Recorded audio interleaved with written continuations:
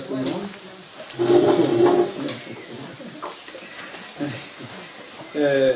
J'espère qu'on tourne rond. Et, donc on est dans suite et pas sur fin de ce qu'on a commencé la semaine dernière. Donc je vais reprendre surtout pour ceux qui n'étaient pas là. Ce qu'on avait, on n'a qu'à relire en tout cas le texte complémentaire. Le texte complémentaire, c'est celui qui est sur la photocopie complémentaire que je vous ai donnée, où il y a le texte à droite de Manitou et à gauche il y a marqué Tsofnot Paranéar, page 31. Vous voyez? Donc on va le reprendre et je vais quand même introduire auparavant. C'est-à-dire c'est l'explication du texte du Gaon de Vilna qu'on a, c'est une page 31 que vous avez en photocopie, et qui parle de trois éléments essentiels dans la Géoula qui s'appelle Yehudim, Moadim ou Meyuadim. Et donc Yehudim, Moadim ou Meyuadim, et c'est un peu des noms de code que le Gaon de Vilna, à ma connaissance, je dirais pas inventé, mais en tout cas je connais pas, c'est ce que j'ai dit la semaine dernière, je connais pas les sources du Gaon de Vilna pour ces trois mots, et qui ont la même racine. Mais par contre, dans ce texte, il les explique. Je vais tout d'abord le dire par oral, pour le rappeler, et ensuite on va reprendre ce texte. Alors, Yehudim, Moadim ou Meyuadim, ça veut dire les événements, le temps et les gens qui font les choses. D'accord? C'est-à-dire, il y a les trois choses. Il y a les événements qui arrivent, il y a le temps, les événements de Géoula, le temps de Géoula ou les temps de Géoula, et troisièmement, les personnes qui agissent pour faire la Géoula. Alors les Yehudim, c'est les événements. Moadim, comme on le sait, Moadim c'est le temps. Et Meyuadim, comme on dit en hébreu, Ani Meyuad, je suis destiné à. D'accord? C'est-à-dire c'est ceux qui sont destinés à faire ces choses-là. Voilà, c'est les trois choses. Alors si vous voulez, on va reprendre le texte qu'on avait déjà vu la semaine dernière et on va plus analyser. C'est ce qui est prévu, on va étudier un texte du Rav Kook qui est fondamental. Il est tellement fondamental que mon hésitation c'est de savoir est-ce qu'on va l'étudier du début jusqu'à la fin, et c'est vous qui allez me dire si vous connaissez le thème. Alors on ne prendra qu'une petite partie que j'avais photocopiée la semaine dernière, et sinon on étudiera tout le texte, ça vaut le coup de la digression. Alors, Klal Gadol, je commence donc dans cette page-là qui est en haut à gauche, où il y a marqué Tsofnot Paranéar, on l'avait vu la semaine dernière, ça on l'avait vu.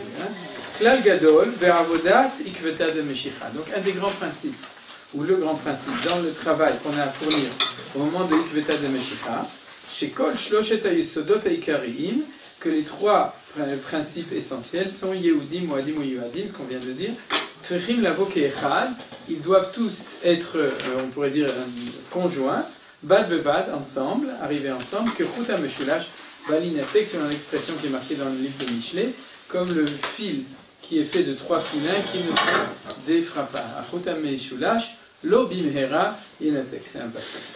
Aïnou, c'est-à-dire, ama'asim, les actions, azmanim, les temps, en fait oui, j'ai traduit par événement, mais je vois que c'était pas précis.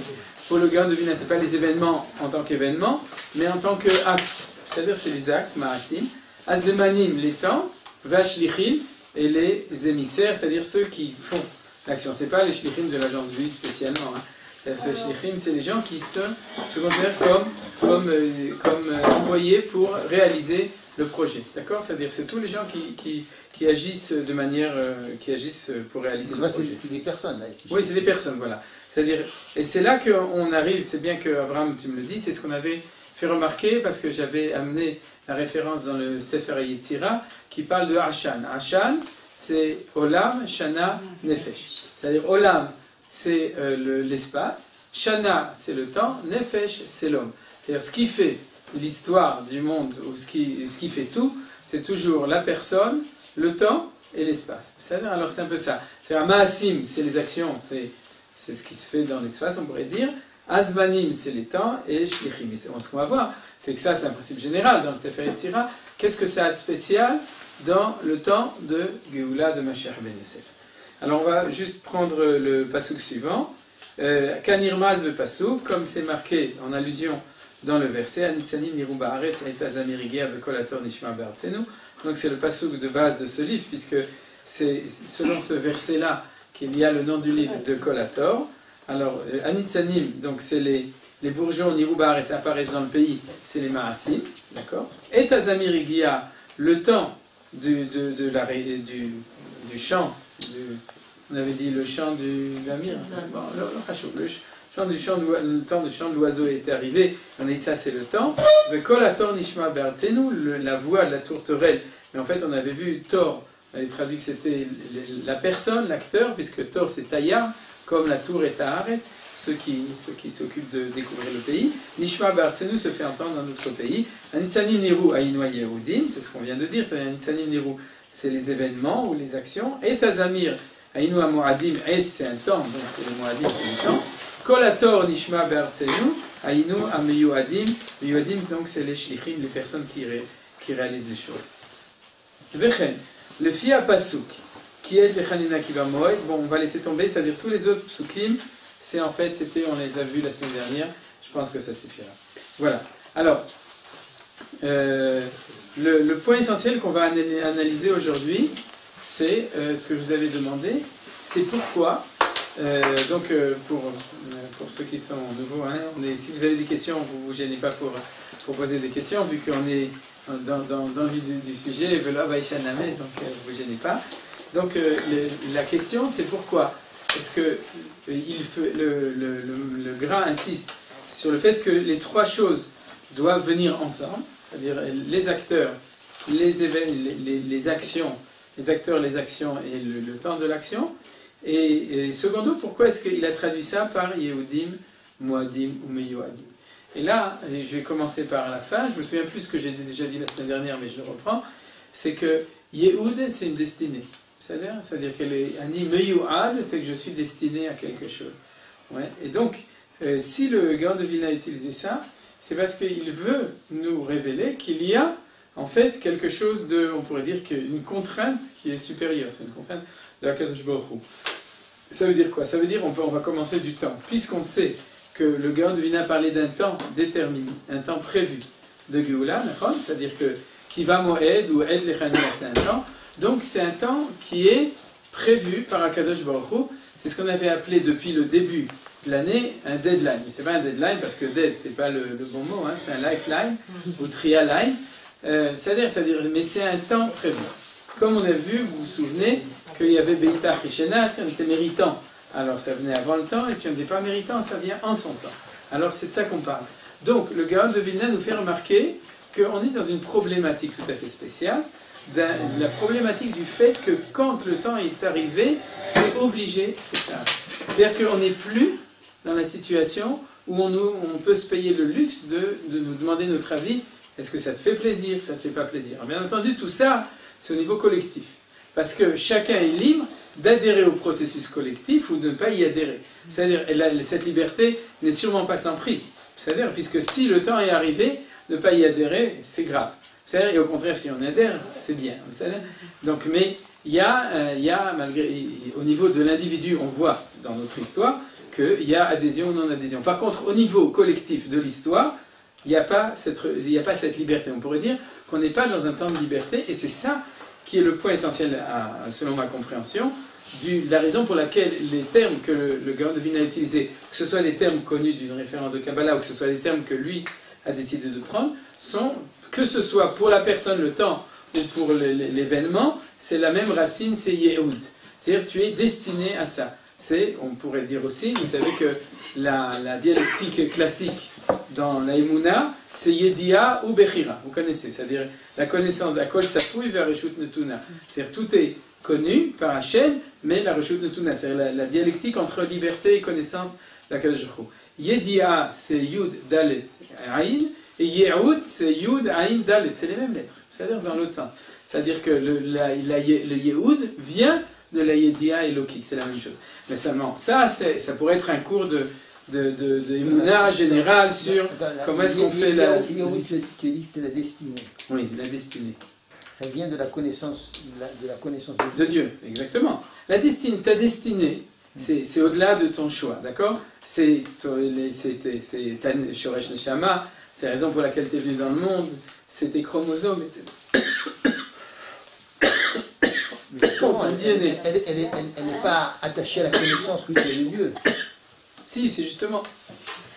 Elle est complètement attachée, Todarama. Elle est complètement attachée à la connaissance de Dieu. C'est-à-dire que la connaissance de Dieu fait que si la connaissance de Dieu, elle est au-delà de ta liberté, ça fait que en toi, tu as une destinée qui est au-delà de ta liberté. On est d'accord ou non? C'est pas assez... Vous n'êtes pas d'accord avec ça? Quoi?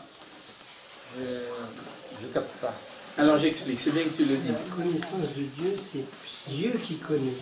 Ah oui? C'est pas que nous, on connaît Dieu. Ah oui, oui. Ah. Yedia Elokit. Quand on parle de Yedia ou Bechira, c'est Yedia Elokit par rapport à Bechira et Noshit. D'accord? C'est-à-dire ce que Hachem sait, c'est ce que Hachem sait par rapport à ce que nous on choisit. Alors vous savez que c'est insoluble, d'accord? C'est-à-dire que s'il y a quelque chose qui est insoluble, c'est à la limite, je l'avais dit une fois, c'est peut-être, on pourrait dire, c'est le seul dogme du judaïsme. C'est-à-dire, on peut poser des questions sur tout, et tout est ouvert. Mais le fait qu'il y a un absolu, je dirais pas, mais il y a un absolu du principe de la liberté, et à côté d'un absolu du principe que Hachem sait exactement tout, d'accord? Ou Amadav, Yodéa, il sait exactement tout. Donc tout est prévu, et pourtant tu choisis. C'est ça le... Donc notre Yehoud, il est de l'ordre du prévu. C'est-à-dire notre destinée. Alors là on est d'accord. Yehoud, c'est prévu. Yehoud, c'est destiné. C'est le destin, comme disait Giscard, oui. Le destin, la destinée, c'est pas pareil. Le Rav Alors disons destin si c'est plus clair. C'est-à-dire... le Rav On a tous Emmanuel- une même destinée, mais pas un même destin. Non, on n'a pas tous la même destinée non plus. Non, la destinée est prévue, mais pas le destin. Si. Si. Si, La c'est la même destinée, chose. c'est qu'on va mourir tel jour, c'est déjà prévu. Non, la destinée, c'est tout ce qui va t'arriver. Les gens ne connaissent pas la différence entre les deux. Disons en hébreu, c'est Yehoud. Yehoud. Yaoud. Il y avait un petit machal. Ani Yaoudi. Il y avait un petit machal du Rav Emmanuel Chouchena pour expliquer ça. Il disait qu'on est tous dans un train et le train va dans une certaine direction. Maintenant, dans le train, il y en a qui restent assis, ils disent moi je fais rien, j'attends que ça se passe. Il y en a d'autres qui disent ah non, moi je veux participer, alors je vais dans la direction du train, je vais aller dans le même sens. Il y en a d'autres qui disent non, ça me plaît pas, moi je suis contre. Et ils vont en arrière, vers le dernier wagon. Ils avancent toujours quand même. Ils sont quand même à voir. Après, c'est le machal du Rav Shushna. Ouais. Et il y en a d'autres vraiment qui ne veulent rien du tout savoir, ils ouvrent la porte et Ils sautent. Ils sautent. Les pauvres bons. Et le pire, c'est ceux qui font marcher la sonnette d'alarme.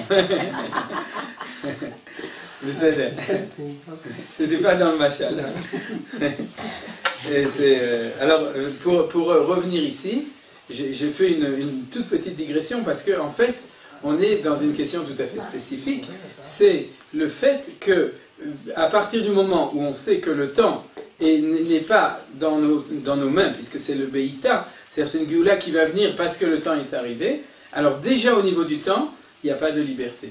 Nous dit le Gaon de Vilna, si au niveau du temps il n'y a pas de liberté, d'un certain point de vue, et même au niveau de... C'est-à-dire il y a une dimension extrêmement forte dans la Géoula Beïta, donc la Géoula qui commence par Mashiach de Ben Yosef, etc., extrêmement forte, on pourrait dire d'un influx sur les événements qui vient de Akadosh Baruch Hu. Donc c'est pour ça qu'il a utilisé Yehoud, c'est-à-dire que nos Ma'asim, ils sont des Yehudim, le temps c'est des Moadim, et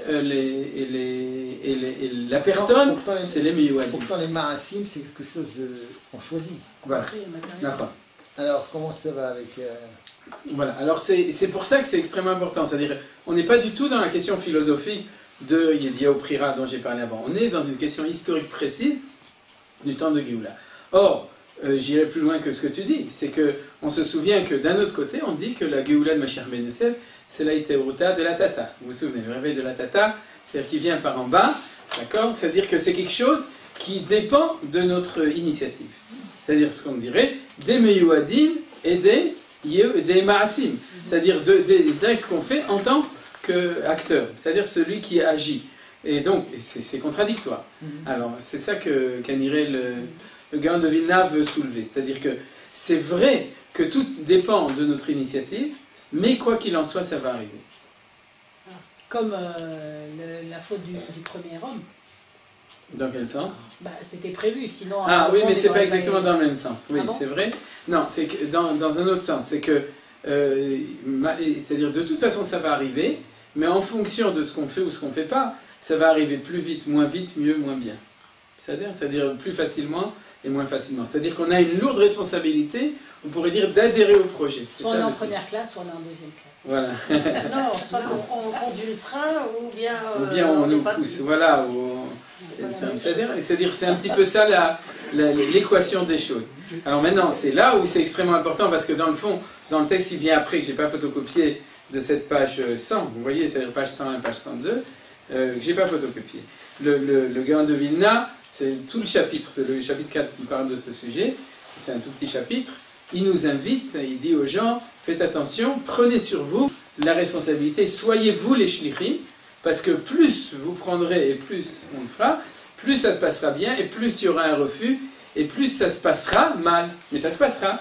C'est-à-dire que de toute façon ça va se passer, vous comprenez?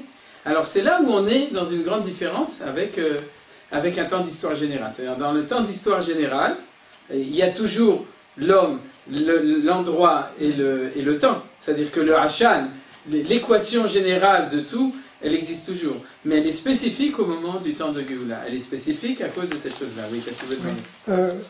Tu parlais de responsabilité, mais de la même manière, de façon négative, ces mots-là, ils me rappellent Shor Mouad. C'est la même racine. Est-ce qu'il y a un lien Ah, non, pas avec le Shor Mouad, c'est pas la peine d'aller chercher. Il y a d'autres endroits dans la Torah où il y a Mouad. Mais c'est vrai que le Shor Mouad, c'est parce qu'il a fait 3 fois, donc il a Hazaka, c'est qu'on considère qu'il est Shor Nagar, qu'il ne sait pas faire autre chose que ça. C'est-à-dire qu'à partir du moment où il a Hazaka, on connaît son identité, on sait que c'est un Shor son destin. C'est ça, c'est son identité, on pourrait dire, son identité C'est profonde. dangereux ce que vous dites, parce que finalement, c'est presque c'est un maktoub, quoi. Ça fait, voilà, c'est pas du tout juif. Non, c'est pour ça que j'ai fait d'abord. Alors, alors nous, on est comme ça, c'est-à-dire que ceux qui sont dans le maktoub, ils enlèvent la liberté. Ceux qui sont que dans la liberté, ils enlèvent le maktoub. Comme j'ai dit, le dogme du judaïsme, c'est que on est dans la liberté et que malgré tout il y a un maktoub et que les deux ils sont ensemble. Maintenant, voilà, oui, mais c'est ça le maktoub chez les musulmans, c'est que c'est Akadosh Baruch Hu, que tout est à Kol Tzafoui, tout est décidé par Akadosh Baruch Hu. Maintenant ça c'est la question générale et c'est vrai qu'au moment de la Géoula, on pourrait dire, d'un côté le Gaon de Vilna il a bien dit, ça va arriver, mais n'oublie pas que c'est dans tes mains et que c'est toi qui dois le faire et qu'il y a les shlichim, etc. Et le point essentiel justement des trois qu'il insiste, on pourrait dire la faille, c'est les shlichim, c'est-à-dire que le temps soit arrivé, ça ne dépend pas de nous, ça, de toute façon on n'est pas maître du temps. Que l'événement arrive, on est moins maître des événements, c'est-à-dire qu'on peut être maître des événements, mais les événements peuvent arriver sans qu'on est maître. Par contre, les shlichim, c'est nous. Donc, quand il nous dit que Vahut HaMeshulash Balinatek, c'est le point d'interrogation, c'est l'homme. C'est-à-dire qu'on pourrait dire, le Haolam Shana, ça c'est de toute façon pas forcément nous, donc ça ne pose pas de problème. C'est une tempête, on ne se dit pas c'est de ma faute ou c'est pas de ma faute, sauf au niveau Rouhani, mais pas au niveau de l'événement. L'événement, c'est pas nous qui le décidons. Les trois sont liés. Voilà, c'est ça qui veut dire, c'est Hameshulash. Les trois sont liés, c'est-à-dire que malgré tout, ce qui veut dire, c'est qu'on peut influencer sur le temps et sur le temps qui va arriver de toute façon, bon, c'est donc compliqué, et sur l'événement, si on fait les choses comme il faut. Mais on est malgré tout dans et c'est là que je vais insister sur le Mektoub, on est dans un temps où on a un appel, une marge de liberté obligatoire, c'est-à-dire de faire les choses, mais on est dans un temps où l'événement, où le temps va arriver quoi qu'il en soit quand même. C'est-à-dire qu'on est plus dans le Mektoub, on pourrait dire, que dans un autre temps. C'est-à-dire que le temps concerné débute. Il a débuté. Maintenant, voilà. comment il va avancer, voilà. Ça c'est les shlichim. Voilà, c'est les shlichim. C'est ça. Et éventuellement, faire accélération du temps, et c'est ce qu'il a dit à la fin. C'est-à-dire, je peux accélérer. Il amène énormément de sources là-dessus. C'est-à-dire qu'on avait vu déjà qu'il disait n'a-t-il pas une moyenne entre le temps et l'accélération, etc. Et là, il affirme de manière claire que c'est en nos mains de pouvoir accélérer, adoucir aussi, ça va ensemble. C'est-à-dire d'accélérer, d'adoucir l'événement. Comme la sortie d'Égypte. Il a radouci de 200 ans. Il a commencé à compter alors qu'il fallait compter. Il aurait pu compter avant ou après. Oui, mais là la sortie d'Égypte est dans la même équation, mais différemment. C'est-à-dire que c'est sûr que le temps, ça a été raccourci de 190 ans, mais c'est parce que c'était impossible autrement et c'est aussi un temps de Beïta. Mais comment ça s'est passé? Ça s'est passé différemment, d'ailleurs, c'est pas tellement bien. Le contraire, c'est parce qu'il était tellement mal. Voilà, c'est parce qu'il était tellement mal. Maintenant ou jamais. Mais c'était pas le tata là-bas. Non, c'était pas Ita Uta de la Tata, c'est ça la différence. C'était un temps, mais sans le tata. Sauf au sens négatif, c'est parce que le tata il était très mal, comme on dit. Voilà, c'est ça. Il y a une intervention négative. Voilà, exactement. Donc c'est là que c'est différent. Négatif, là. Voilà. Donc c'est pour ça qu'il faut comprendre. Par exemple, en temps d'exil, tant que le temps n'est pas arrivé, on a ce qu'on avait déjà expliqué, on a un peu tout le temps. C'est-à-dire qu'on a du temps pour faire les choses, pour ne pas faire les choses.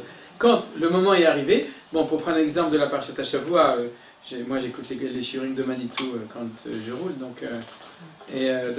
pour vous. C'est ça. Et vous le savez, c'est-à-dire que toute la difficulté que le fait, je dis en un mot, que Moshe Rabbeinu a pris avec lui le Erev Rav, ce qui a amené la faute du Vaudor, c'était parce que justement la sortie était précipitée, et de ce point de vue-là, par rapport à Erev Rav, c'était le manque de temps de les former à cette Géoula, c'est-à-dire ils sont sortis avec nous parce que la porte s'est ouverte. Mais ça veut dire quoi? Ça veut dire que quand la porte s'ouvre, elle s'ouvre. Et alors, éventuellement, on ne sait pas qui va sortir avec. Quand les vannes s'ouvrent, on ne sait pas ce que ça va faire exactement, etc. Donc c'est ça l'équation, on pourrait dire, de tout ça. Alors c'est pour ça que c'était important ces deux points. Je reprends et je conclus. Le fait que les termes du Gaon de Vilna, c'est toujours la même racine, le mot Yehoud. Et d'un autre côté, le fait qu'il faut avoir les trois et que les Meyuadim, c'est nous, c'est les hommes, et qu'on doit faire ce qu'il faut faire à ce moment-là. Vous avez des questions ou c'est Besséler?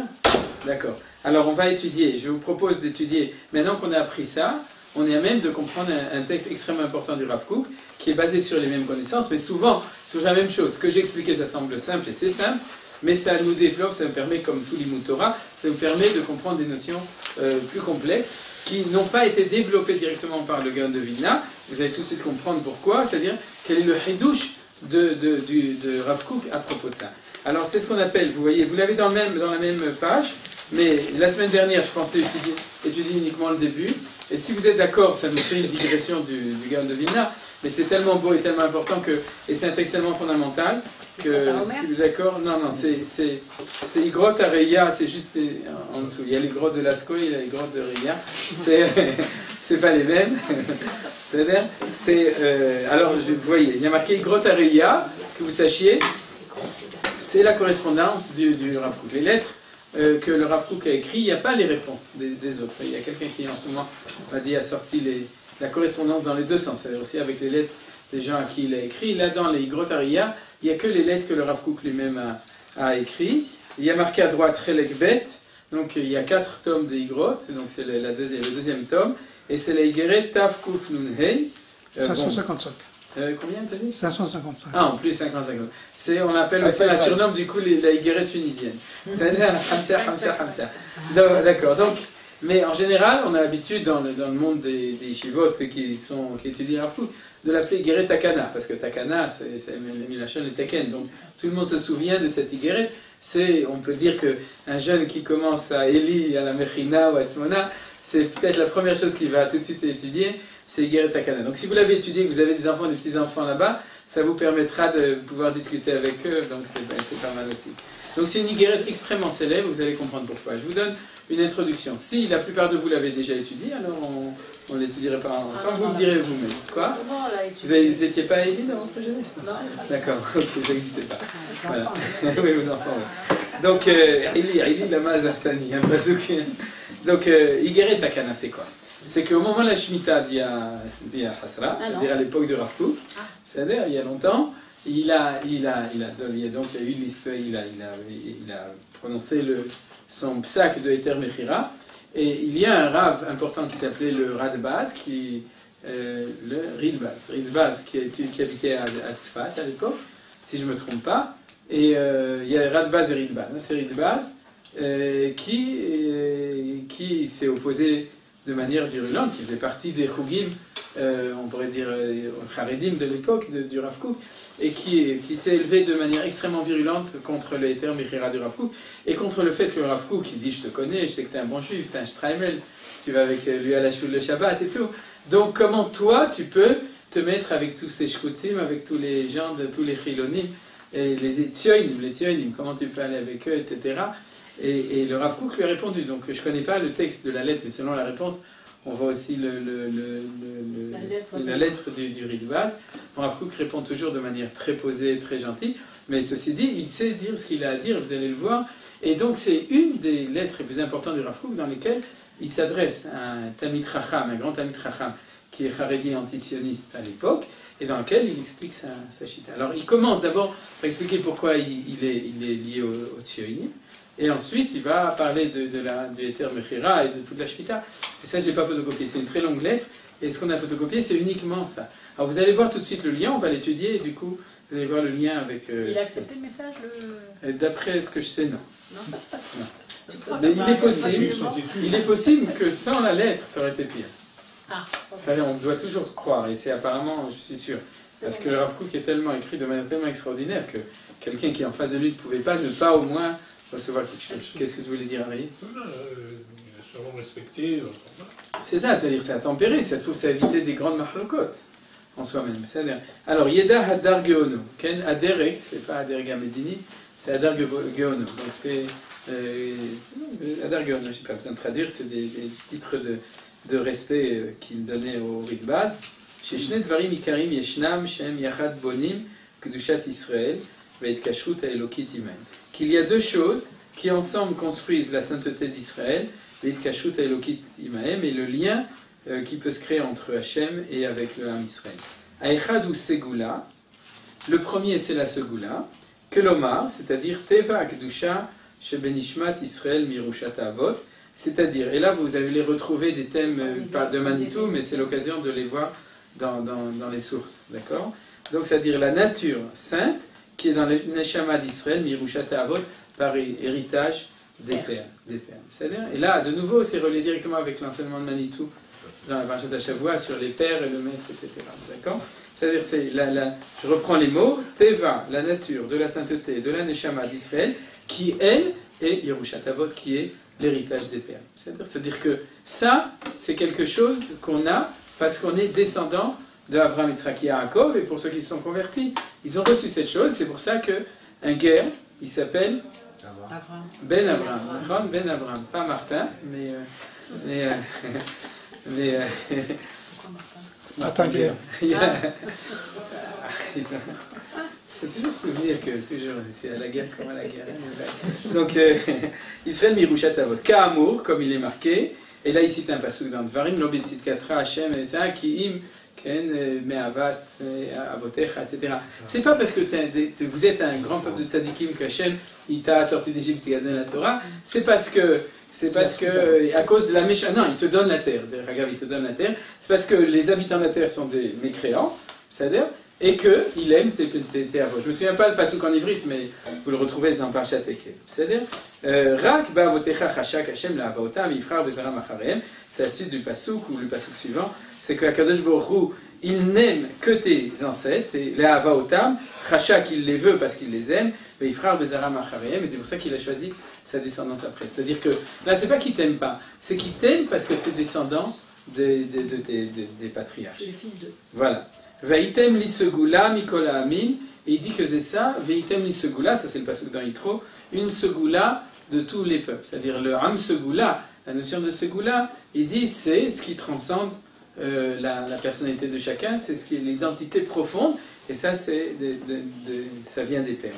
Vasgula, ou koach kadosh penimi, munach beteva anefesh birtzon Hashem. Et là, segula, je ne traduis pas le mot, tout le monde le connaît, d'accord? Ou koach, c'est une force de Kedusha, Pnimit, interne, intérieur, Munach, qui est posé dans la nature du Nefesh, Birtzon Hashem, grâce à la volonté de Dieu. Il y a de la prira là-dedans? Non, aucune prira, d'accord? La Sgula, c'est l'anti-prira par excellence. Kemo Teva, Kol Davar Me'ametziut, comme la nature de chaque chose dans la réalité. C'est-à-dire que ça fait partie de notre nature. On n'est pas juif parce qu'on a embrassé la religion juive, vous connaissez toutes ces choses-là. On est juif parce que notre Neshama, elle est une neshama de juif. Chez Yefshar l'ishtanot klal, et donc elle est inchangeable, immuable. Qui ou amar vayi, car il a dit, et ce fut, vayamidem la leolam, etc. Donc il l'a fixé, la leolam éternellement. Donc ça c'est la première chose. La deuxième chose, Ve'abet, la deuxième chose, ou Inyan Bechira.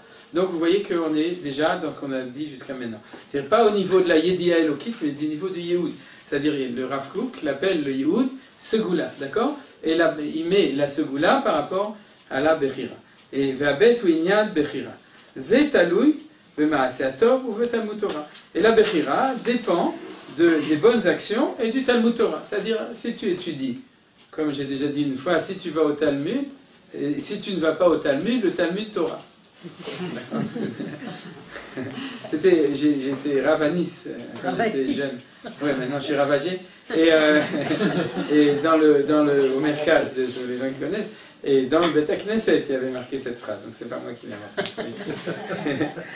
Et donc la deuxième, c'est Ma'asim Tovim, c'est les bonnes actions, c'est-à-dire c'est les deux choses. Ma'aseh Tov Talmud Torah. Alors regardez ce que dit le Rav Kook. Alors on pourrait déjà commencer à dire qu'est-ce qui est le plus important. C'est-à-dire quel est le point prédominant dans la vie d'un homme. Est-ce que c'est ton autodétermination, ton étude de la Torah, tes bonnes actions, ou c'est ta sgoula? Alors vous êtes d'accord que si vous demandez à un juif habituel, un juif de religion, quoi, un juif qui est à la yeshiva et tout, il vous dira mais c'est ma prira, c'est-à-dire c'est fait j'ai étudié la Torah, j'ai fait des bonnes actions, c'est ça qui a fait que je suis devenu un bon juif, c'est ça. Et alors qu'est-ce qu'il dit le Rav Kook?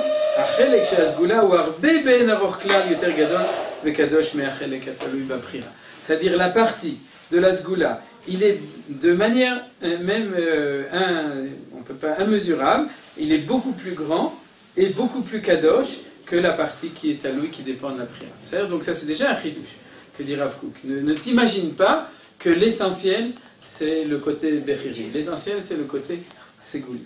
Et là, alors quoi? Alors du coup, on n'a plus rien à faire, Mapitom. Bien sûr qu'on a à faire. Chez Berit Kerutaï, il y a une alliance qui a été scellée, Shasgula Pnimit Lotit Gale Bizmanazé, que dans ce temps-là c'est le Olam Hazé, d'accord? La Segula ne se révèle que, Ki'im le Fiotamida, Shaprira Mesayat et Gilouya, que à condition que la vertu de libre arbitre va l'aider à être révélée. C'est-à-dire que si c'est un potentiel, et si jamais tu ne le réalises pas grâce à la Torah et au Ma'asim Tovim, alors elle va rester toujours un potentiel. Comme j'ai déjà dit, il vaut mieux un potentaire qu'un potentiel. D'accord? C'est-à-dire qu'il ne faut pas que ça reste dans le ciel, il faut que ça descende sur terre. Voilà, donc c'est ça qu'il faut faire. Grâce au Talmud Torah et Ma'asim Tovim, alors on lui permet de se révéler ici dans le monde. C'est-à-dire, la question n'est pas, comme dit Rav Kook, qui est le plus grand c'est la Sgoula, mais Befoal, c'est comme quelqu'un qui aurait des dons. C'est-à-dire qu'on reconnaît à ce moment-là qu'il appartient au Ham Israël. Quand tu es mégalé. Quand tu fais les Ma'asim Tovim à ce moment-là, on reconnaît qu'il fait partie. Voilà, exactement. La notion de Ségoula, c'est ça. Tu appartiens au Ham Israël, et que tu le veuilles pas. Et que Bassof, c'est ça qui fait, c'est ça ta vraie identité. C'est comme quelqu'un qui a des dons, d'accord? C'est pas parce qu'il a pris 3 cours de piano qu'il sait jouer du piano, c'est parce qu'il a un don, d'accord? Mais s'il prend pas de cours, alors s'il joue pas, il ne joue pas, il ne saura pas. Ne pas prendre de cours. C'est un programme des aides guidées. Alkel, Akol, Talou, Lefiro, Vamas, tout ça, c'est ce qu'il est en train, il fait un chiour de Torah à un gadol d'Israël, d'accord? Il est en train de parler au Ritbaz, il ne parle pas à nous, d'accord? Alors donc on continue. Aken, Akol, Talou, Lefiro, Vamas, Vudushat Emuna, le Talmud Torah, c'est pour ça que tout dépend du Rov Amaasé, plus on fait d'action, la Gdushat Emuna, la sainteté de la Emuna, et le Talmud Torah. V'Hashem Yitbarach, Anoheg Bechazdo Becholdor. Et Dieu qui nous dirige toujours par miséricorde dans toutes les générations. Mais Sader ou Etzidria Neshamot Etzchot Lofia Baolam, il a toute une organisation des Neshamot qui doivent apparaître dans le monde. L'Ifamim, alors voilà, là on rentre dans le Chidouche, d'accord? C'est-à-dire qu'à chaque génération, il nous descend les Neshamot qu'on a besoin pour cette génération. C'est fou. Quoi? Ça veut dire quoi? Ça veut dire qu'il a un dépôt de Neshamot là-haut. Dépôt. Ouais, il a un entrepôt, il a un marsan de Neshamot. Et à chaque génération, il choisit les Neshamot qu'il fait descendre suivant les besoins de la génération. Oui. Peut-être qu'en vérité, là, il répond à je suppose qu'il y a une question qui a été posée, que vous avez suggérée, que pourquoi vous alliez avec des Zigonim et tout ça. Voilà, c'est ça, on y arrive. Il lui dit, mais attention, les Zigonim, ils ont là ces goûts-là quand même. Voilà, c'est ça. Et peut-être Dieu, il les a choisis, on ne sait pas. Exactement, c'est ça qu'il va dire. Voilà. C'est ça, lui, sans doute, il n'arrive pas à sentir le goût des choses, le Ritbaz. Donc il ne voyait pas qu'ils avaient ce goût-là. Et l'ifamim, koach habechira mitgaber. Alors il a son chidouche. C'est que des fois, ça veut dire quoi? Dans certaines générations, le koach habechira mitgaber, ce qui est le plus, la partie prédominante, l'essentiel, c'est le côté prira. Le koach hasgula omed bematsav ve'elem ve'nonika. Et le koach de la sgula, la force de la sgula, se trouve dans une situation on la voit pas. De retrait caché. Ve'nonikar, et on la reconnaît pas. Ve'lifamim, mais là on est dans des différentes générations. Koach hasgula mitgaber, le koach prira omed bematsav ve'elem. C'est la force de la segula qui est plus fort, prédominant, et la force de Bechira se trouve dans une de récessive, c'est-à-dire elle se trouve plus cachée. Segula, c'est quelqu'un qui agit, et Bechira, c'est mal à faire. Non, Sgula, c'est qu'apparaît son essence naturelle. C'est-à-dire son essence, dans ce cas-là, puisque c'est un juif, c'est le fait qu'il est le fils d'Abraham, Yitzhak et Yaakov. Et c'est parce que jusqu'à maintenant, il a dit avant une autre phrase. Il a donné une dialectique des deux entre ce qui est en potentiel et le fait que tu dois faire les actions. Maintenant, il donne une nouvelle idée. Il dit que ça, c'est de manière générale. Mais au niveau de l'histoire, il y a des temps où les Hachem envoient des Neshamot qui sont plus fortes en Sgula, et il y a des temps où il envoie des Neshamot qui sont plus fortes en Bechira. Bechira, c'est quoi? C'est plus Bechira, ils sont plus capables de se prendre en main pour étudier la Torah, faire des Maasim Tovim, des mitzvot. Les deux sont... Non, c'est ça qu'il dit. Il dit que non, c'est pas linéaire. Il y a des temps comme ça, des temps comme ça. Mais l'un ou l'autre, les deux sont bien. Ah oui, mais ça, c'est bien. Le problème, c'est savoir pourquoi. Voilà, c'est ça qu'on va voir. Pour reprendre les termes de Rav Kook lui-même, dedans il dit Teva et après il dit Pnimi. En français, on pourrait dire c'est la nature profonde. Oui. C'est la segula. Nature profonde. Qu'est-ce qu'il y a, tu as dit? Je ne comprends pas très bien comment la Sgoula s'oppose au Maasim. Apparemment, ça ne s'oppose pas. Non, elle ne s'oppose pas. Comment c'est une génération où il n'y aurait que de la Sgoula, par exemple? Ah, c'est ça qu'il va expliquer. Il va l'expliquer, on n'est pas encore arrivé. Mais disons qu'on pourrait dire que c'est quelqu'un qui agit. On peut imaginer qu'il y a quelqu'un qui agit plus en fonction de sa Sgoula et quelqu'un qui agit plus en fonction de sa Prira. C'est-à-dire que il y a des gens. Chilonim datim, il veut dire Il va l'expliquer, mais si on parle au niveau psychologique, tu peux dire que tu as des gens qui ne font rien sans avoir réfléchi 50 fois, avoir décidé, et ils ne feront jamais, si c'est pas clair pour eux, c'est des gens qui ont une neshama pririte, ou une neshama qui ont une nature qui est plus pririte, ou une manière de fonctionner qui est plus pririte. Puis il y a des gens qui sont extrêmement impulsifs, d'accord, ou qui agissent selon un instinct, ou selon quelque chose qui correspond plus à leur nature qu'à leur... Alors, souvent, quand on juge, on préfère plus... Dans la civilisation occidentale, qu'est-ce qu'on préfère? Dans la civilisation occidentale. Ouais, toi, tu pas la Prira. Les Sfaradim, ils sont dans la Sgoula. Les Ashkenazim, ils sont dans la Prira. On est d'abord dans la Segula et après dans la Prira. Voilà, c'est ça. D'abord on dit, ensuite on réfléchit pourquoi on l'a dit. C'est ça? D'accord. Chez l'Ashkenaz, on dit rien parce qu'on risque de ne pas dire quelque chose qu'on n'aurait pas bien sûr, qu'on aurait dû dire. Du coup, ils font rien. Quoi? Du coup, ils font rien. Arrête. Piège, d'accord. Alors, ça c'était des digressions. Mais là, le Ridouj du Rav Kook, c'est qu'il parle de temps. Il y a un temps qui est plus Ségouli, un temps qui est plus Bechiri. Vechol Ikara shel Brit Avot. Maintenant, il va nous amener tout le principe de Brit Avot, de l'alliance des pères, She'eneno posek afiluk shetama kfar Srut Avot, qui ne s'interrompt même pas quand la Srut Avot, le mérite des pères, a terminé, ou ba mitzad koha segula. Il vient du côté de koha segula. Alors, il rentre dans une notion que Rav Tzouda a souvent expliquée dans les Sichot, c'est que il y a deux notions chez les Avot. Il y a Srut Avot, le mérite des pères, et Berit Avot, et l'alliance avec les pères. Et la Gemara parle de ça. Elle dit qu'elle se demande est-ce que le mérite des pères est terminé ou non. C'est-à-dire, le mérite des pères, c'est un bonus. C'est-à-dire, non, plus qu'un joker. Quand tu as à la banque, c'est une épargne. Voilà, une épargne. On a un certain capital. C'est un capital. On a un capital qui s'appelle le mérite des pères qu'Akadosh Baruch Hu tient compte. Voilà, seulement il s'épuise. Et il dit, mais la Gemara dit, Afalpi, chez Tamas Routavot, Aval Brit Avot Lotama. Alors ça veut dire quoi? C'est un peu de charabia. Alors, à quoi ça sert d'avoir le Sroutavot si tu as le Brit Avot, etc. Alors c'est pas la même chose. Le Sroutavot, ça vient de la Prira des Avot. le Brit Avot, ça vient de l'essence des Avot. Vous avez compris du fait que les Avot étaient ce qu'ils étaient et qu'ils étaient choisis par Akadosh Baruch Hu pour ce qu'ils étaient. Moi je répète. Le mérite des pères, c'est pour ce qu'ils ont fait de bien. Ce qu'Abraham a fait, ce qu'Israël a fait, Yaakov. Quand on dit les pères, c'est les pères et les mères, d'accord? C'est toujours les deux ensemble. C'est le mérite. Le mérite, au niveau personnel, d'accord? C'est-à-dire le fait que tes parents ou tes grands-parents, ton grand-père c'était un grand rave, il a fait plein de bonnes choses, c'est ce qu'on appelle le Zechut Avot, ça influence sur toi aussi. Grâce à ça, ça te donne un certain, voilà, le crédit capital, on peut dire un crédit.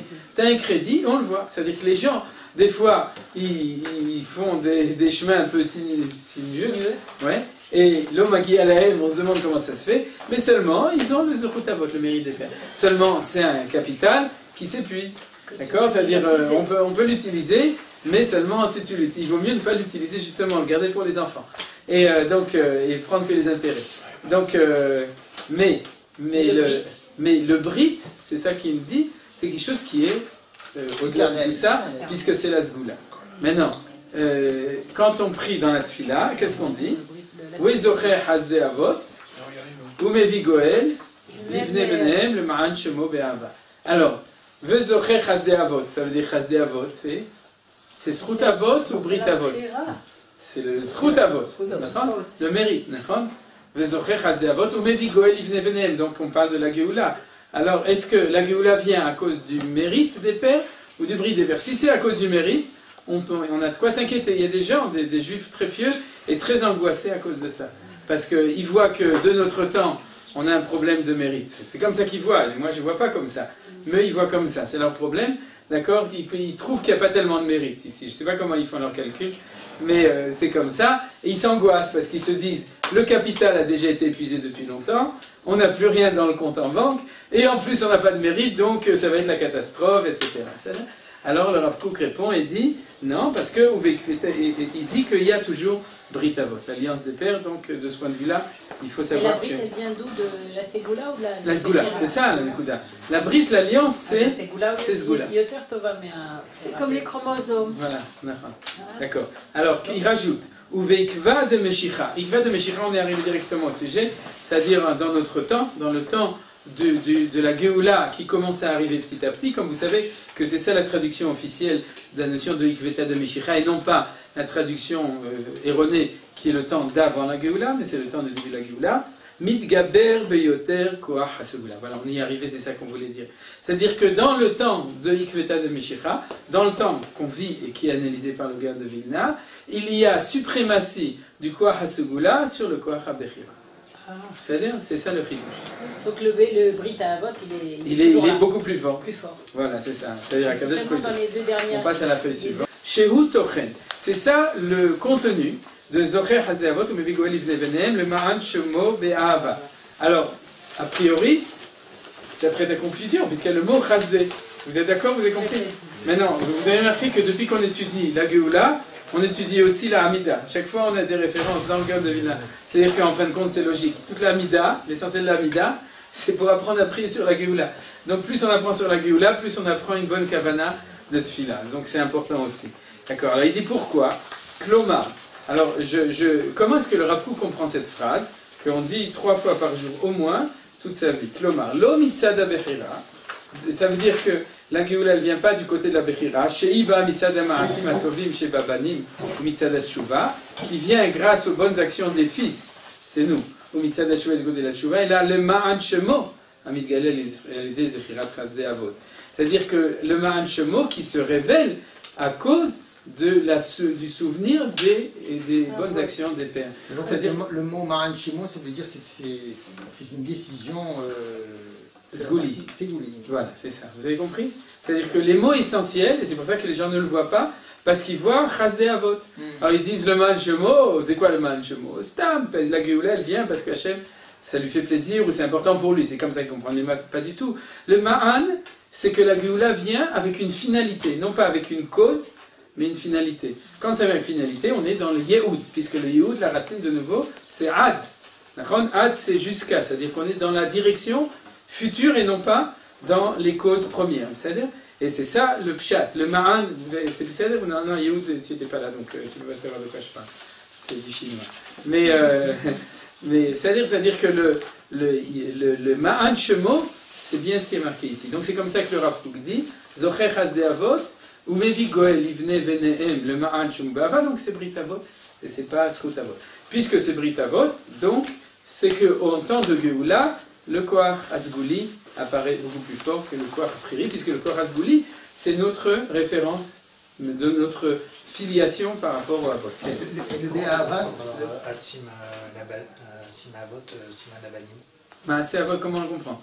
C'est que non seulement les Avot sont la source du mérite pour la Géoula, mais qu'en plus leur vie était prototype de la Géoula, donc elle nous permet de la vie du peuple juif, donc il nous permet de comprendre. Mais ce n'est pas directement relié, si ce n'est que grâce à ça, c'est-à-dire qu'en fait, c'est comme le fait, tu pourrais dire que dans le garine, dans le noyau, ou dans la semence que tu mets dans la terre, tu as déjà toute l'histoire de l'arbre, mais il faut savoir la décrypter. Ou dans le code du ADN, tu as malgré tout toute la personne. C'est-à-dire, mais c'est pas une personne, c'est une cellule. Donc c'est la même chose. Mais à Avot Sivan Labanim, c'est ça. Mais pourquoi pas de Asim Labanim en fait? Parce que c'est nous qui agissons. Oui. On aurait pu dire l'inverse, non? Mais c'est Banim Siman Avot. Bah ouais. Bah non, puisqu'on a l'histoire des Avot. On Avot. comprend l'histoire du Siman. C'est quoi le Siman? C'est-à-dire le Siman, c'est comme un Siman Tov, mais c'est toi qui fais. C'est-à-dire toi, le Siman il t'aide. Mais c'est quand même, c'est à toi de réaliser. Qu'est-ce que tu disais, Abraham? Non, est-ce qu'au fait les deux ne sont pas résumés dans les Ma'an Shemo, ça c'est la partie Sgoula, oui. Et Be'ava c'est Zerut Avot. Dieu aime les. Non, ce serait bien ce que tu dis, mais c'est Yachol Yot Nachon Gam, c'est possible. Mais la notion de Be'ava, c'est comme le fait qu'on dit c'est-à-dire que c'est pas que nous voyons ton retour à Tzion avec des yeux de Rachamim. C'est que ton retour à Tzion se fasse Berachamim, on avait déjà parlé. C'est la même chose, c'est-à-dire que le Ma'an Shemo, puisque c'est Sgouli, c'est dangereux. Et donc on demande que ce soit Be'ava. Chaque fois on rajoute, c'est-à-dire que le Ma'an Shemo, Be'ava, que ça vienne. Ça se fasse Be'ava. Que ça se fasse Be'ava. Ava chez la Shem ou Ava chez la... Non, c'est ça, Abraham voulait dire la Avat Avot. Et le Pshat, c'est Avat Hashem. Non, je veux dire Avat Hashem, les Avot. Ah, Gam, ça c'est oui, mais le Pshat, c'est le Mevi Goel, Be'ava.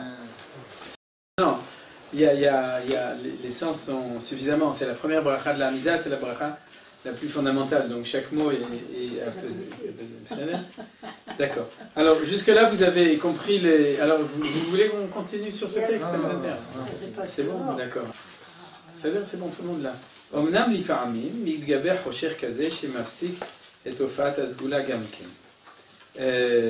Donc il dit, c'est vrai. Qu'est-ce qu'il veut lui dire? Il va lui dire que les juifs sionistes sont dans la Sgoula. D'accord? C'est ce que déjà vous avez pressenti. C'est-à-dire qu'il va expliquer pourquoi c'est des gens qui n'ont pas tellement de Torah et de Maasim Tovim, dans le sens Maasim Tovim et Tletfil, il n'a pas Maasim Tovim d'assécher les marais, mais dans ce sens-là et de Emouna, et que pourtant ils sont tout à fait.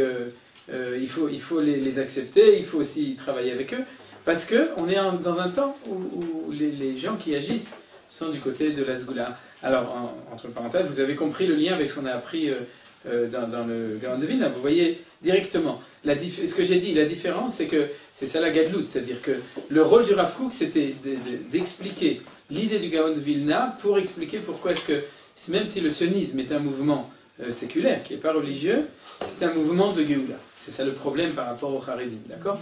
Et pour pouvoir l'expliquer, il faut prendre la notion du Gaon de Vilna. Maintenant, le Gaon de Vilna n'a pas dit ce qu'a dit le Rav Kook, c'est-à-dire qu'il ne s'est pas occupé de cette question.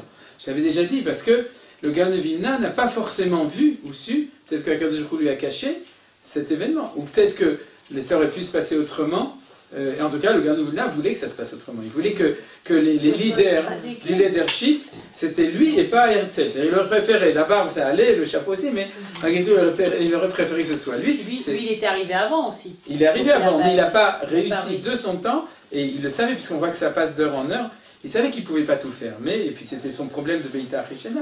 Mais malgré tout, c'est ça la Gadoute. On ne peut pas reprocher au Gaon de Vilna de ne pas avoir parlé. C'est nouveau relié avec le livre que vous avez amené. C'est que ce livre-là, il regarde a posteriori sans avoir les yeux de voir ce qui s'est passé depuis avec les yeux du Gaon de Vilna en parallèle. Et c'est ça que fait le Rav Kook. Dans ce livre-là, justement, c'est l'autre côté de la barrière. Et ces rabbins, ils disent, ouais, mais c'était des réchaillis. Mais à Kadosh Baruch Hu, ils n'avaient pas d'autre choix que de choisir ces réchaillis. Oui, bon, ça, alors c'est pas exactement la même chose. Ouais, alors c'est ça qu'on regarde ici, c'est ça qu'on étudie ici. C'est que ce sujet, d'accord, qui est un sujet extrêmement important, que le Rav Kook a dû expliquer de temps en temps comment c'était arrivé, il fallait avoir une base théorique, je dis de Limud Torah, pour pouvoir l'expliquer. On peut l'expliquer autrement, on peut l'expliquer de différentes manières. C'est-à-dire, mais la base théorique, c'est ce qu'on est en train d'étudier dans le Gaon de Vilna. Vous comprenez? C'est-à-dire que quand le Gaon de Vilna parlait de Yehudim, Moadim ou Meyuadim, il mettait les bases de l'explication du Rav Kook pour expliquer que du coup, les Meyuadim agissent par Koach Sguli plus que par Koach Bechiri. D'accord? C'est-à-dire que la force de Sgula est plus forte. Ça ne veut pas dire qu'ils ont fait ça, c'est pas justement, c'est pas le Maktoum, c'est pas des marionnettes qui sont, parce que, au contraire, Pinsker, comment il s'appelle son livre? L'auto-émancipation. L'auto-émancipation. Et ils ont agi par Bechira, Gmura. Au contraire, ils ont reproché aux autres, ceux qui restaient dans les Getaot ou qui restaient autre part, de ne pas prendre leur Goral, leur destin en main. Et ils ont dit au contraire, le temps est arrivé. Donc il y a un maximum de Bechira à la limite. Mais il nous explique Rav Kook, oui, d'accord, mais il faut faire attention pour comprendre les choses. Ça c'est le Chuta Meshulash, c'est-à-dire que c'est la Itaruta de l'Etata qu'on étudie. Mais d'un autre côté, pour comprendre que c'est des Neshamot comme ça qui le font, alors il l'explique par le fait que c'est des Neshamot que Hachem a envoyés dans le monde, qui sont des Neshamot qui ont un Koach Sguli, qui leur fait vouloir faire des choses qui ne peuvent pas s'expliquer au niveau de la Prira Rouchanit. C'est-à-dire, en fait, pour l'expliquer, ensuite on va le lire dans le texte du Rav Kook, nous on est tellement habitués à ça qu'on ne pose pas de questions, mais c'est aberrant qu'un juif qui ne croit pas en Dieu et qui ne met pas les tefilines est prêt à mourir pour conquérir la terre d'Israël et ramener les juifs en Israël. Vous comprenez a priori? Puisque c'est toutes des valeurs qui vont ensemble. C'est-à-dire, si tu n'as pas la fibre religieuse, comment ça se fait que tu es prêt à avoir Messirut Nefesh? C'est-à-dire, a priori, c'était impensable. A posteriori de l'événement, il faut l'expliquer. Et l'explication, c'est pas parce qu'ils ont étudié le communisme, etc., et que du coup ils se sont dit, mais c'est pas juste, pourquoi et que c'était le temps de l'auto-émancipation de toutes les nations du monde. Ils ont dit, mais c'est pas juste, pourquoi ils peuvent le faire et pas nous. Tout ça, ça tient pas la route, parce que les autres, comme l'avait dit Manitou, ils étaient dans leur pays, il suffisait de vider les Anglais ou pour les Français de prendre la Bastille. C'est pas que c'était facile, mais c'est pas tellement. C'est pas la même chose que de ramener tous les juifs en Israël, de faire un pays, quoi. Ils étaient vraiment plus dans la Voilà, alors c'est ça qui dit. C'est ça le fondement. C'est-à-dire qu'en fait, ce qui les fait pousser, qui les fait bouger, c'est pas du tout ça, c'est leur sgoula. Et alors du coup, on comprend. Donc du coup, qui est-ce qui va réagir au processus messianique? Les Neshamot qui sont sgouliot plus que les. Ça explique pourquoi les Israéliens, ils sont impulsifs, ils font, après ils réfléchissent en général, d'accord? C'est-à-dire que parce que ce qui les fait pousser à l'intérieur, c'est la Sgoula qui est à l'intérieur. Mais alors, comment le Rav Kook il explique alors qu'il y a eu des débats dans le sionisme pour savoir quel pays il fallait aller? Parce qu'il y a des débats sur l'Argentine, et sur l'Ouganda, etc. C'est ça qui est tellement extraordinaire. C'est qu'il y a des débats, et bien ça, on finit toujours par prendre la bonne option. Même si on le fait, on ne sait pas comment. Mais c'est ça qui est extraordinaire. C'est-à-dire que tout était au niveau priri, mis en siman she'ela. Qui c'est qu'on amène, et où est-ce qu'on les amène, et comment on va le faire. Tout était ouvert à kol patouar. Et bien sauf, en fin de compte, on voit que c'est la Sgoula qui nous amène à la bonne conclusion. Y compris monsieur, oui. À Givat Mordechai, dans les années 90, donc, c'est donc la 6e heure d'après le calcul de... Ouais. Et, tout d'un coup sont arrivés des Juifs du Birobidjan. Ouais. Et ils se retrouvaient ici. Et donc finalement, le choix avait été le Birobidjan, mais finalement, le Yehoud, c'est arrivé à Givat Mordechai. Mordechai Ishihoudi. Alors, dans leur choix à eux, ils nous posaient la question, mais pourquoi on ne parle pas yiddish ici? Ils sont trompés de quartier. Oui. Personne ne les empêchait de parler. Le beau évident. Ok, alors on continue. Alors donc comme ça. Il dit comme ça. Il dit du coup problème. Alors ça veut dire que tous les juifs sont tous des tzadikim? Vous comprenez? Vous comprenez? Puisqu'il y a une sgoula, alors tous les juifs sont toujours des tzadikim. Le Rav Kook est quand même obligé de... Oui, en puissance, mais quand même. Donc il dit comme ça. Amnam li famille gaber rocher. L'obscurité est plus forte. Kazé chez Mafsik et Tofata sgoula gamken.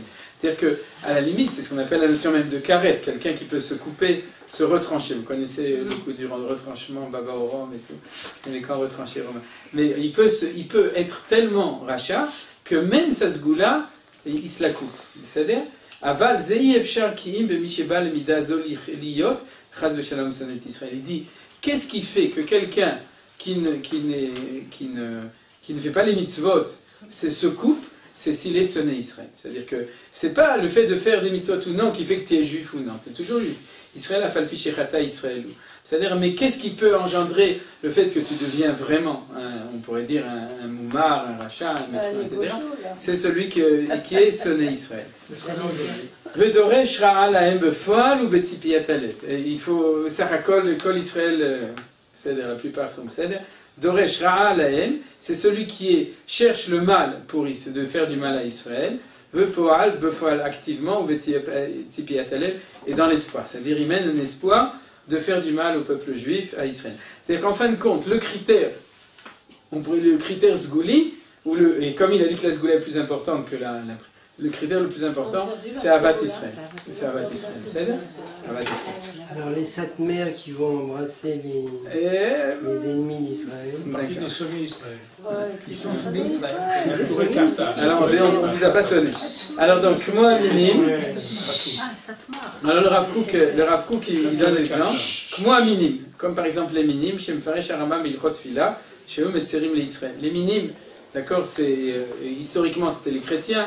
Mais c'était aussi toutes sortes d'autres sectes qu'il y avait à l'époque de la fin du deuxième temple et après. Et le Rambam dit que dans Ilchot Fila, que la raison pour laquelle il y a une bracha spéciale pour les maudire, Vela minim, vela malchinim alti tikva, c'est parce qu'ils étaient metzirim l'Israël. C'est-à-dire le Rambam ne marque nulle part, c'est parce qu'ils n'étaient pas les tfilim, mais qu'ils n'étaient pas Shabbat, ne mangeaient pas kasher, etc. C'est-à-dire le problème, c'est qu'ils étaient metzerim l'Israël, c'est qu'ils faisaient des tsarot, des malheurs. On les compte après dans le minyan. Alors ceux-là, on les sort, on les compte plus, ouais. Voilà, on les décompte. Vegam ze haya kaché la chachamim meod letakel. Il dit et même ça, c'est-à-dire que même ça, c'était très difficile pour les chachamim d'instituer quoi? D'instituer une bracha pour les vider et pour les exclure et pour les maudire. Alken echiz Rabban Gamliel. C'est pour ça que Rabban Gamliel, au moment où il faisait tellement de tsarot, de malheurs, et qu'il fallait faire quelque chose, Rabban Gamliel, quand il a voulu faire, il n'a pas dit je le fais. Souvenez-vous que Rabban Gamliel, c'était le roche du Sanhedrin, c'était celui qui dirigeait, donc c'était normalement lui qui devait instituer la Birkat Aminim. D'accord? C'est pas Shivat Aminim, aucun rapport avec. La Birkat Aminim, c'est la minim de la malchinimité qui va. Et qu'est-ce qu'il a dit pour l'instituer? Kloum yesh adam shedel etakel birkat aminim. Est-ce qu'il y a quelqu'un, kloum, ça veut dire est-ce qu'il y a quelqu'un qui saurait instituer la birkat aminim? Mais tout le monde peut faire une bracha, c'est pas difficile. Une malédiction. Quoi, ouais. Mais alors il dit, pour le faire, il faut quelqu'un de spécial. On va voir qui il a choisi. Regardez, et celui qui l'a fait, c'est Shmuel HaKatan. Pourquoi? Shaya Naki Mikol Mida Shel Sina. Parce que c'était celui qui était le plus propre, le plus détaché de toute cette mida, cette qualité, non-qualité de haine, que moi chez un margela bepoumier, parce qu'on savait que le joyau qui était dans sa bouche, la margalite, comment on dit margalite, la perle qui était dans sa bouche, ouais, c'était bin pol oivecha altismar, ne te réjouis pas de la chute de ton ennemi. Où c'est marqué? Dans Pirkei Avot, d'accord? Seulement, Maomer Shmuel, non, c'est pas vrai, j'ai 19 non. Ah oui, c'est marqué. Avot Perek Dalet Mishnah Yutet. Vous avez la référence en bas 19. Pourquoi 19? Parce que grâce à lui, il y a 19 brachot dans la Shemona Esrei. Mais on avait même appris avec Pierre quand on a étudié sur le. Ah donc vous l'avez dit. Shmuel HaKatan que même tous les matins il se levait, il oubliait. Nachon, dans la Gemara. Ouais. Il oubliait la bracha. Il oubliait parce qu'il devait rédiger cette bracha et puis chaque fois il oubliait parce que c'était tellement dur que finalement. C'est-à-dire les autres s'en souvenaient mais lui il oubliait. Il faisait comment on appelle ça en psychologie un déni, atraka. C'est-à-dire c'était tellement contraire à sa nature qu'il n'arrivait pas à l'intégrer. Parce qu'il y a une Gemara, la Gemara dans Brachot, elle raconte qu'un jour, on a demandé à Shmuel HaKatan, il n'y avait pas de Sidurim imprimé d'être Shaliach Tzibour, et lui-même a fait la Hamida en oubliant cette bracha. On a dit comment c'est possible. Et du coup, on a demandé est-ce qu'on pouvait lui le soupçonner d'être lui-même Hamid. D'accord? Et pourquoi on l'a gardé aujourd'hui alors? Quoi? Parce que là, ils n'existent plus. Pourquoi on l'a gardé? Ouais, parce qu'il y en a des nouveaux. Yeshkol Miné Minim. Ouais. J'ai déjà demandé ou non? Quelle bracha on fait quand on mange un petit chat, vous savez? Un chat? Un chat. Boré, miné, miné. C'est du kataminim. Voilà, alors donc, et c'est ça qui est extraordinaire, c'est que, et je rajoute un point, vous savez que dans Pirkei Avot, chacun disait un enseignement. C'est-à-dire, par exemple, Rabbi Akiva, qu'est-ce qu'il a marqué dans Pirkei Avot? Rabbi Akiva, Ve'aftar, vraiment c'est Klal Gadol Batorah. Ça manquait la plus grande difficulté, c'est que Todarabah, c'est marqué dans la Torah, tu n'as rien dit, puisque tu as cité un passage de la Torah. On n'a pas besoin de toi pour citer un passage. Réponse, c'est que c'était sa maout, l'essence de Rabbi Akiva, c'est la même chose. Et je ne sais pas s'il y en a d'autres, mais il y a une deuxième Mishnah qui est comme ça, c'est celle de Shmuel HaKatan. Shmuel HaKatan Amar, Binfol Oivechal Dismar. Quel problème, c'est que c'est un passage. Il n'a rien rajouté. Au moins, Rabbi Akiva, il a rajouté Zeklal Gadol Batorah pour dire, je sais qu'il y a toute la Torah, mais ça c'est... Et Shmuel HaKatan, c'est tout ce qu'il a dit. Alors qu'est-ce que tu as dit? Tu nous as cité un passage, on n'a pas besoin de toi pour nous citer un passage de Michelet.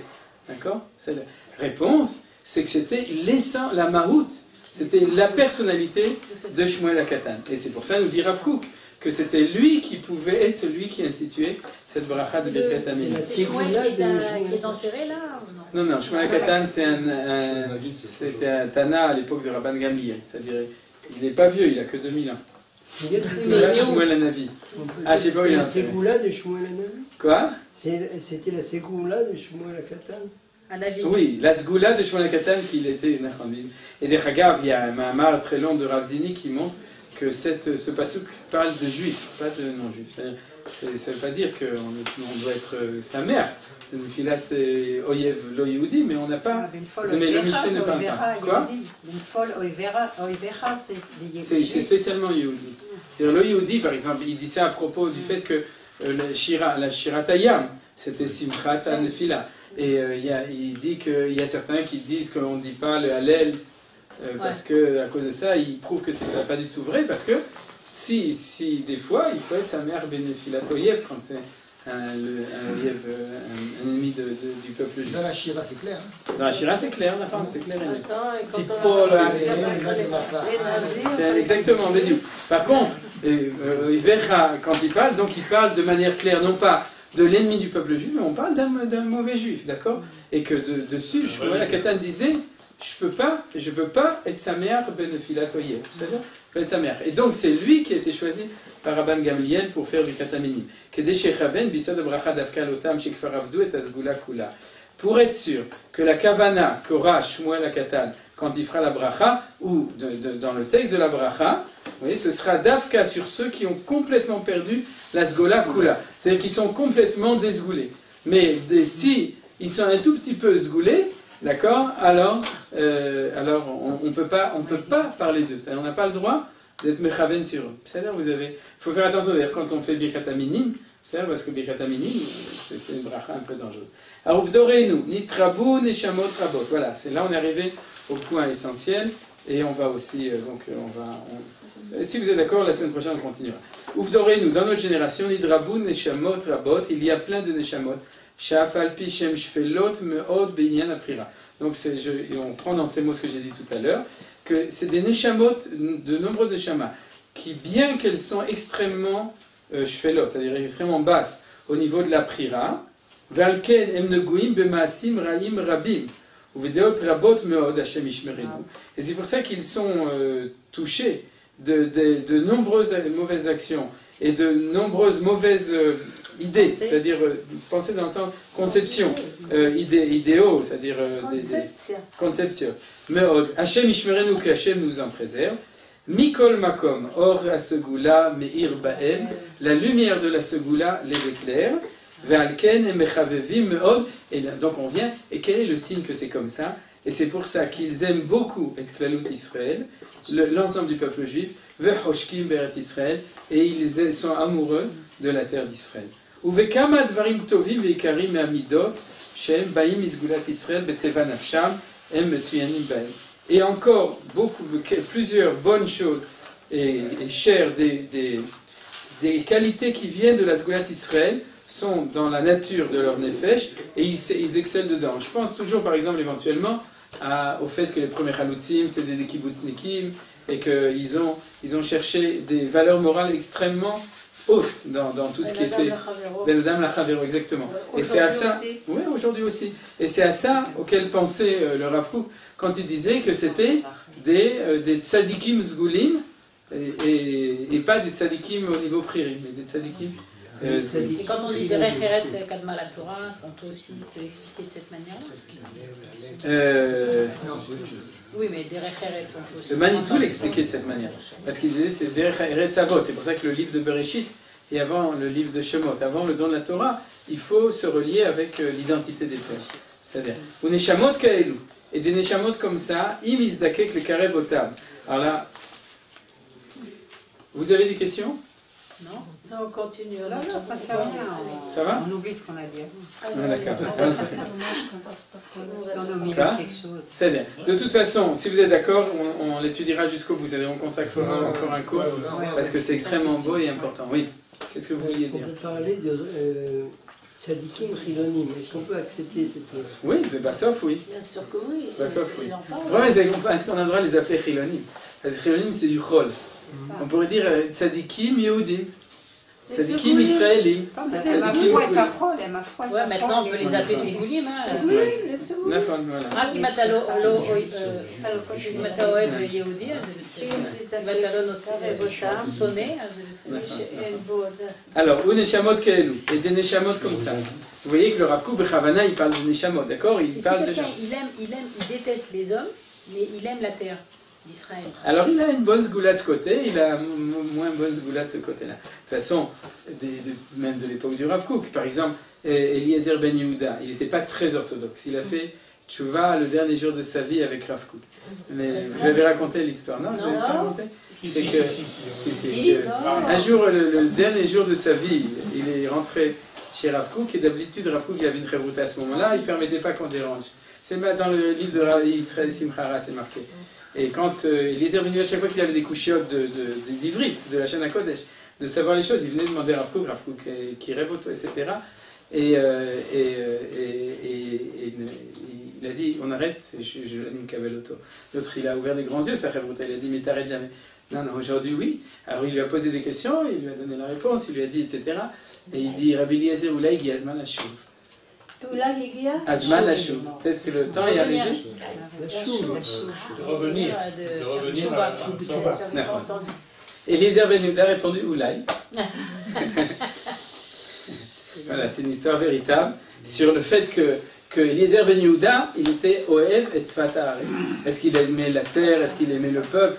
Istama, oui, mais c'était sa Hava Miyuchedet, c'était à sa femme, c'est-à-dire la langue.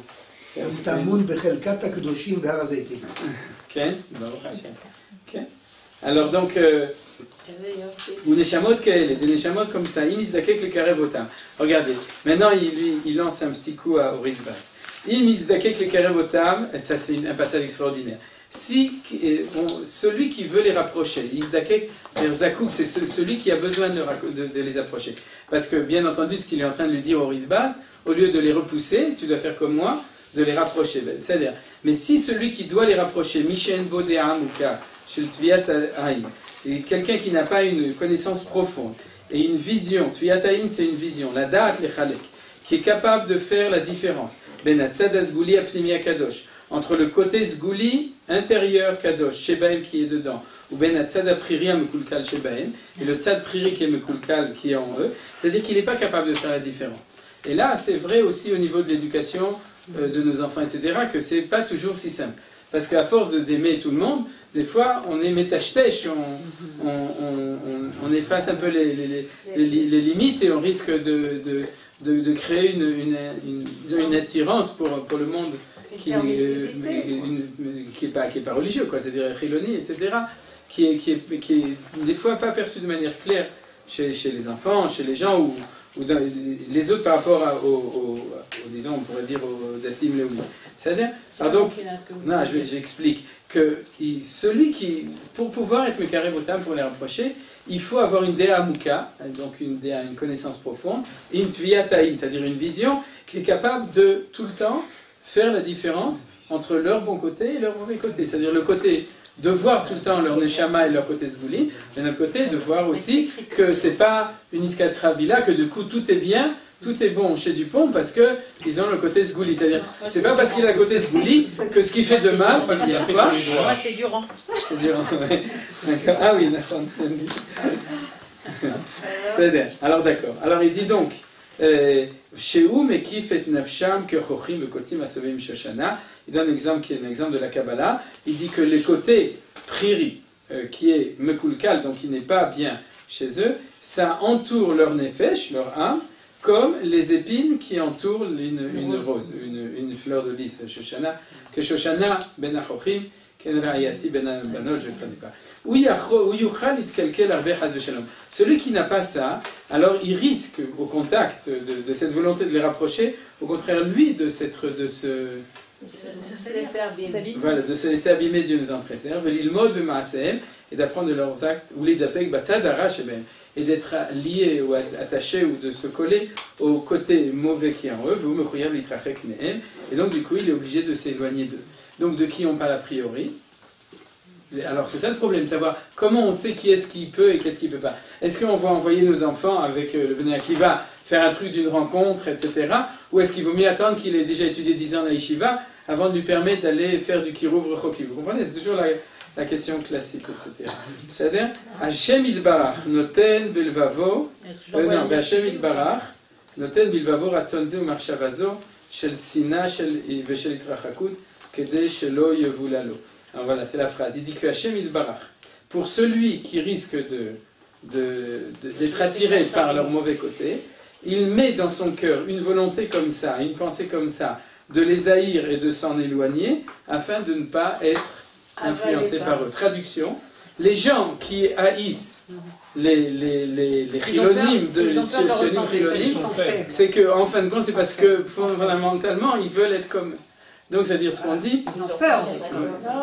Non, ils veulent être comme eux. Ils ont peur d'être influencés. Voilà, ils ont peur d'être influencés. C'est-à-dire qu'en fait, oui, mais parce qu'ils savent qu'ils risquent d'être influencés. Très vache. Parce qu'ils sont attirés. Voilà, c'est ça que je dis. Donc, vous savez, qu'est-ce qu'il dit au riz de base? Il dit au riz de base, si toi tu as de la sina, c'est que Be'ezeshu Makom, tu es faible. Voilà, c'est-à-dire que toi, mais parce que c'est ça, il ne parle pas à un Khanir du Bnei Akiva qui on dirait ça. Ne reste à la yeshiva, ne va pas au Shabbat, machin, parce que tu vas être très calquel. Je n'ai pas dit qu'il faut le dire ou qu'il ne faut pas le dire, ça c'est une question éducative. Mais il s'adresse au riz de base et il lui dit un mouvement qui fixe sa réaction par rapport au sionisme, une réaction de Sina. C'est parce qu'en fin de compte, il n'a pas, dans son effet, les gens qui sont dedans, ils n'ont pas les forces d'être capables véritablement de résister, de ne pas être influencés. Et ceux qui sont devenus chilonimes, ils ont eu la force de résister ou non? Non, donc c'est les mêmes. C'est les mêmes au niveau de la neshama, c'est pas les mêmes au niveau des actes. Ceux-là sont respectables, ceux-là sont respectables. Ceux-là sont respectables au niveau de la prira, et ceux-là sont respectables au niveau de la zgoula. D'accord, mais il y a un manque qui se ressemble dans les deux. Vous avez vu? Là, on continue encore un peu. C'est pour ça qu'ils ont fait les Je leur donne la sina quand même. C'est pour renforcer les. J'ai pas compris en fait. Il dit il donne la volonté. Il donne à ces gens-là la sina pour les protéger de ne pas être. C'est-à-dire si tu les détestes, tu n'irais pas t'approcher à eux, c'est ça? C'est Hachem met en eux parce qu'ils sont au niveau, je dirais comme ça, un bon juif, d'accord, qui a des mérites. Donc Hachem ne veut pas qu'il soit mit quelqu'un, c'est-à-dire qu'il laisse tomber la Torah et les mitzvot. Comme il sait que lui, il ne sera pas capable de se confronter au phénomène, donc il met en lui une sina. C'est-à-dire il reste en... C'est-à-dire il garde ses distances. Voilà, pour le protéger. C'est rend service. C'est Dieu qui fait ça. C'est bizarre. C'est bizarre. Donc si je hais, alors c'est pas de ma faute. Il donne la capacité à la personne de pouvoir faire un tri en fait en quelque sorte, non? La haine, c'est quand même c'est très fort. C'est très fort, c'est pour ça qu'il y en a qui n'ont pas tellement de haine, il y en a qui sont stables, qui ne sont pas négatifs, qui ne sont pas positifs, c'est chacun en fonction de son niveau de risque. C'est les enfants de la patrie. Juste, ils ne sont pas capables de faire le tri. Et mais en Eretz Israël, parce qu'on alors, on va comprendre cette haine alors. Donc on doit rester en galop, on doit rester entre nous. Oui, d'accord. C'est-à-dire même ça, il faut l'accepter. Oui, parce que ça nous protège. Même ça, il faut l'accepter. C'est-à-dire qu'il faut. D'un côté, il dit au riz de base, t'es pas assez fort. De l'autre côté, il dit, on peut te comprendre. C'est-à-dire, je t'accepte comme ça aussi. Vous comprenez? C'est-à-dire, qu'est-ce qu'il fait Rav Kook? Il donne la carte d'identité de chacun des trois grands mouvements. Le mouvement de Rav Kook, le mouvement du Olam Acharedi, le mouvement sioniste. Je ne parle pas de ceux qui sont en dehors de tout ça, qui ne sont pas acteurs de tout ça, mais chacun a quelque chose même de bien. C'est-à-dire, il a une main là, il faut le reconnaître.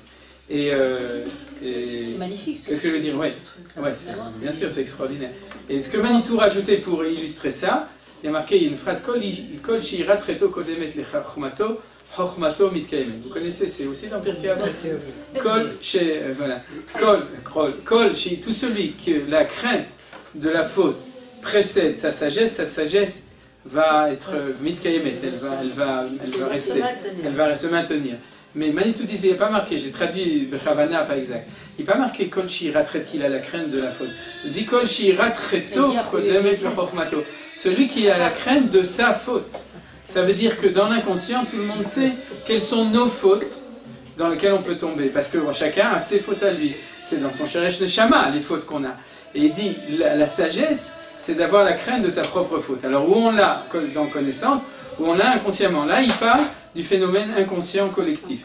De ceux qui savent que c'est leur faute potentielle, et Akadosh Hu les aide de cette manière à les protéger. On va s'arrêter là.